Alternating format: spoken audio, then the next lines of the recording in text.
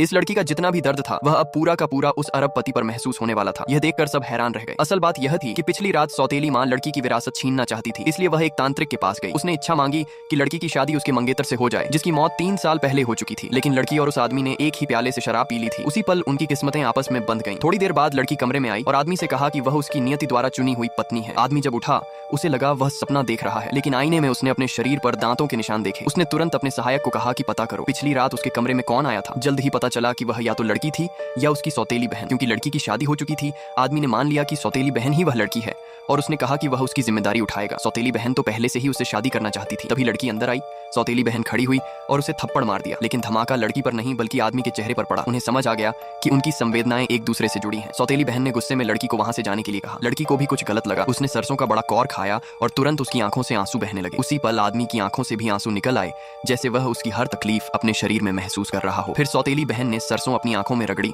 और बोली कि उसकी आंखें जल रही हैं, लेकिन आदमी के चेहरे पर कोई असर नहीं हुआ। इसी के बाद आदमी ने आदेश दिया कि सौतेली बहन को अस्पताल ले जाया जाए और वह खुद लड़की के पास आकर बोला, मेरी नियति द्वारा चुनी गई दुल्हन क्या पिछली रात तुम ही थी? लेकिन लड़की चाहती थी कि उसकी सौतेली बहन उसे हमेशा के लिए खो दे, इसलिए वह बोली, आप आजमा कर देख लीजिए, सब साफ हो जाएगा। और फिर दोनों ने एक खूबसूरत रात साथ बिताई। कुछ दिनों बाद लड़की एक शानदार गाउन पहनकर दावत में पहुंची, लेकिन लोग उसका मजाक उड़ा रहे थे कि वह अमीर बनने का नाटक कर रही है, जबकि उसका परिवार दिवालिया हो चुका है। और इससे भी ज्यादा शर्मनाक यह कि बैंक के अध्यक्ष ने उसके परिवार के कर्ज का दबाव डालकर उसे मजबूर किया और उसे जमीन पर गिरी रोटी खाने तक के लिए कहा।